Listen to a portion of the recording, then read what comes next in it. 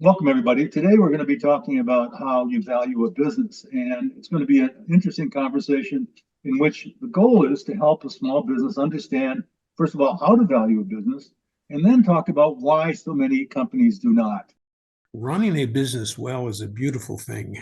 From CPA's perspective, they don't even know what EBITA is. That's an astounding statement that you just made, Ed. So Ed, you've done a lot of valuations in your career. When you look at a business that isn't quite ready to sell, or better yet, they don't know they need to sell, or they're not ready to even think about selling, as an accountant, as a valuation expert, how do you come in and look at that? And what are some steps you take to help somebody evaluate their company so they know where they're at?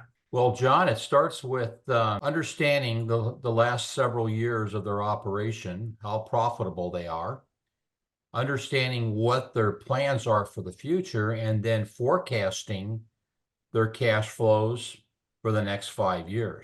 And taking the present value of those future cash flows, you'll come up with the valuation of the business. But what it does by that approach, it gets the owner and the management team involved, engaged, because they're the ones that have an impact on how profitable that company is going to be over the next 5 years. If they sit back and do nothing, they won't add any value to the company. If they do strategic improvements to their company on the revenue and the expense and the cash flow side, it's going to have a dramatic impact on the valuation of that company. So that keeps everybody interested and engaged in the process. And then if you have some incentives involved, then it really magnifies the importance of this process. And just a quick answer, just I guess for the average business person, how much should they expect to spend on a valuation for their business? The way I like to do it is I like for them to do the valuation. I like to give them the models, and I like to sit down with them and put the assumptions in and come up with the numbers. Going out to an outside party for valuation is usually done for a legal purpose, some type of a transfer that needs to happen. That's not what we're trying to do here. We're trying to build value. So they need to understand how these formulas work and how the models work so that they can put in the assumptions, and then they can see what type of impact there is after 1 year of operation. So that's what I like to do. I like to educate them. And by doing that, it's only a fraction of the cost, because what you're looking at is a part-time person, a part-time CFO, part-time CEO, part-time marketing guy, whatever, that's going to help them monetize their company. Ron's background is more in the idea of we're going to forecast everything. So we're looking at everything that's happened and we're forecasting growth, forecasting sales. And so Ron, why don't you talk a little bit about the valuation as it's being described through forecasting? Well, I think if people want to buy the future, that's where they figure they're going to make the increase in the equity. And so the question is, where are you going? And so you want to sell your business when it's doing well and everything looks good. The forecast, of course, may or may not be believed by whoever's looking at it to buy it. And so that has to be reasonable, and it ought to really follow the history a little bit, like or maybe a lot, unless you can determine and explain why that's not so. But if you've got 5 years of continual growth at 3%, and then all of a sudden you're going to grow by 10%, somebody's going to say, wait a minute, how do you plan that? You haven't been able to do it in the past. Why can you do it in the future? Now, there may be reasons. It might be because you've got 2 new big clients and that hasn't really rolled through the business yet. It might be that you've identified a new market, but those need to really have a lot of justification in order to be able to get that to turn into a valuation for someone purchasing the business. Well, can I add on to that point? And that is this: Ron's looking at selling it right now. I think you build value over 3 years, and you do stick your neck out and say, I'm going to improve the profitability of this company by 10%. And these are the action plans that we're going to do. These are the people responsible for achieving those. And then every year you do a reconciliation, evaluation. Did you meet the mark? who on the team met their obligations, who on the team didn't, and how much did you grow? So then all of a sudden you're changing the way you're running your business significantly, because you're not just looking at a P&L from the last 6 months. You're looking into the future, you're forecasting, and then you're evaluating yourself on how well you did against that forecast. Yeah, you're absolutely right. I was considering that, we're trying to get that ready to go now. However, and your point is well taken, because you really need to plan doing this well ahead, maybe 5, maybe 10 years ahead, because in order for someone to believe your forecast, they're going to want to see that track record that I mentioned. Absolutely. And the second part of that, from an operational standpoint, if you have goals and you meet your goals and you can demonstrate that you've met your goals, people even more confident about what you're doing. Hey, think about how people analyze the stocks that they're going to buy. It's exactly the same way. They want to take a look at, what did you tell us the forecast was going to be? How much were you going to make, say, per share? Did you do it? And if they miss it, what happens? The stock drops immediately, because that's the way financial people think. And so, people who are buying stock want to see that you know what you're doing. There are a lot of small business owners that don't want to demonstrate that they know what they're doing. Yeah, and I want to see a strategic plan. I want to know the vision. Where are you going?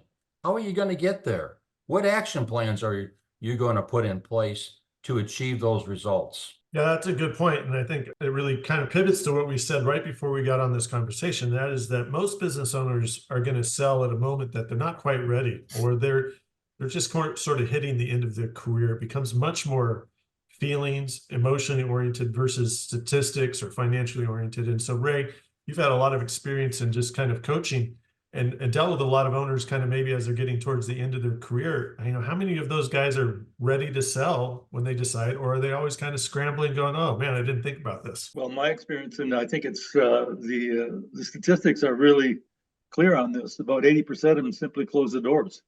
They just don't have a plan. They don't. They just work it until they can't work it anymore. And then to the point that both Ron and Ed were making, then there's no chance to sell it because they have no pipeline, and it's just such a waste of economic power. But it's what happens. So it becomes very emotional, right? Yeah. And the other thing, I think, Ron, you might be able to bring it up on that stat you just showed, or you just read before this, was that, most businesses sell at a moment where they're not ready to sell their business, correct? Yeah. 80% tend to not sell because they don't even think about it until there's a catastrophe.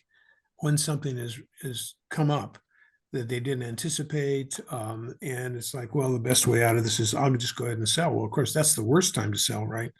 You don't want to. I mean, if you wanted to do yourself a disfavor, you would have seen what COVID did to your restaurant business and decided to sell it right then. You're going to get about 10 cents on the dollar, maybe, right? So, I mean, it's like, no, that's exactly the wrong thing to do. Business owners have to plan a little bit, and I would say that based on my experience working with hundreds of them, they have a vision, they want to go someplace, but they don't actually plan to do it, and therefore they don't get there. Now, that's not that some businesses aren't successful, and some of them can do that without a plan, but for the most part, people tend to respond when they put stuff down on paper and they actually plan on doing it and work towards those plans every single day. You need a plan. Absolutely. Yeah, just comment. The truth is that 80% of them don't. It's not in their, first of all, it's not in their wheelhouse. They don't even know how to do it.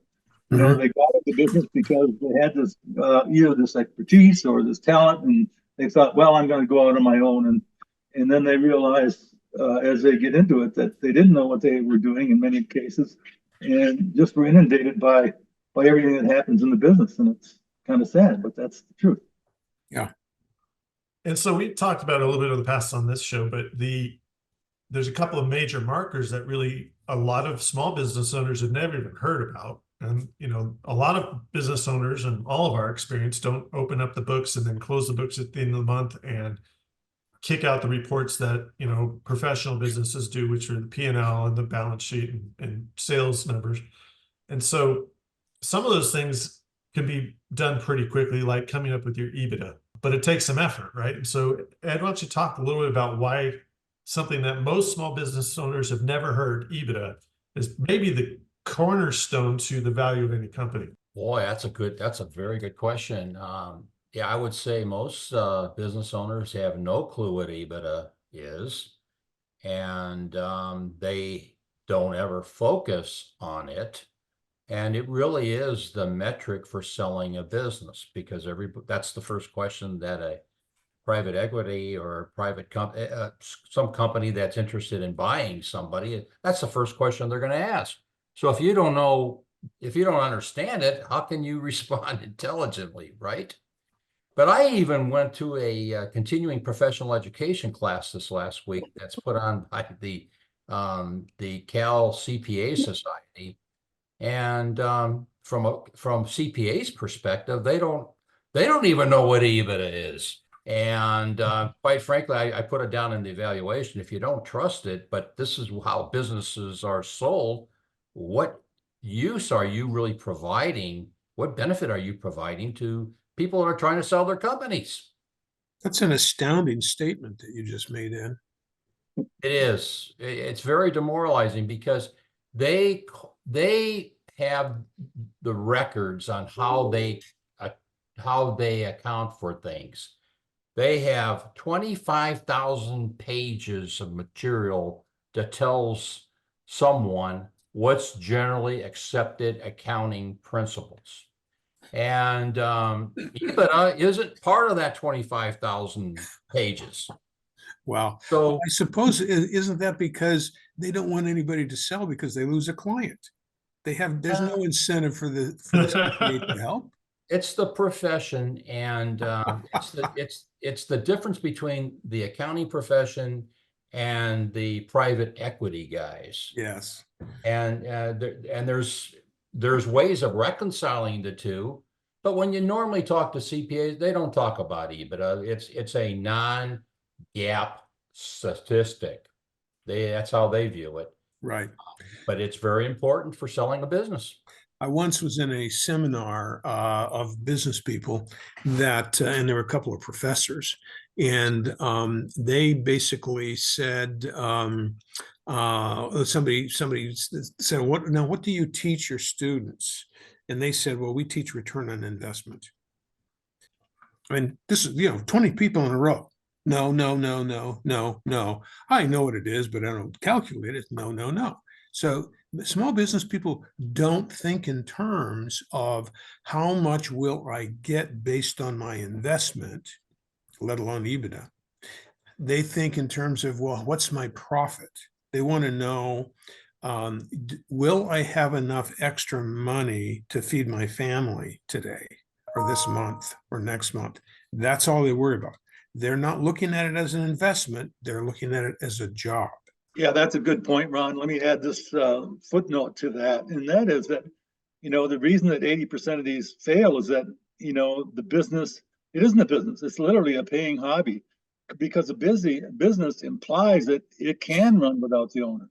And the fact of the matter is, in 80% of these cases, the owner is the business. And so, what's there to buy? As soon as he walks away, there is no longer any business. Yeah, and I was doing some videos for my nephew and niece that want to start a business, and I did go through the idea of an entrepreneur. And nowadays you also have the side gig or solopreneur, and that the entrepreneur just doesn't have management skills. Therefore, they never become a managed business. I think that's so true.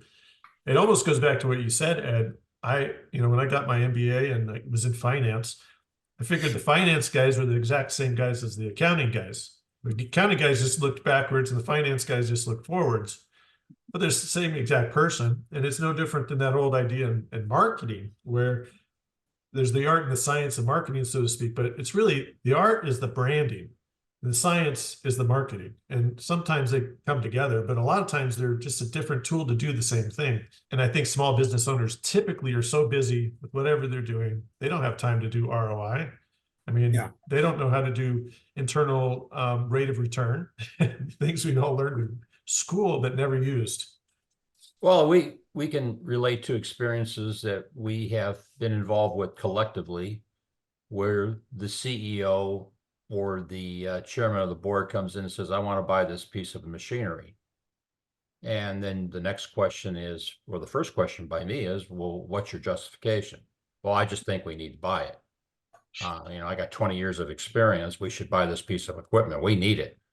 And then you drill down deeper and you find out there's no economic reason to buy that piece of equipment. And if they buy that piece of equipment, it's going to increase the risk significantly of them not being able to move forward as a going concern because they don't have the cash flow to support it. That's because it's a hobby, as Ray says. Yeah. The hobby is collecting machinery. That is true. Well, and that might bring us kind of full circle. The thought about some of these, why do you sell questions? When do you sell? And maybe the fact that, as Ron mentioned, sales are coming quicker than you expected because of an outside stress. The hobby's going to die for some reason, and you need to sell, and you find out it's not worth it. It's really apparent as you look at different size businesses that a mature, big, corporate business, they don't care too much about your emotions. And the small business owner is always tied by emotions because he or she is going home to the wife or the husband and venting these frustrations about the business. It becomes a very emotional thing. And so maybe we can close with this. What are some things that we can do to maybe help customers get out of that emotional mindset and get into a little bit more of a managed growth mindset? Well, I think it starts with a plan. And it's a plan that has to be used for accountability into the future.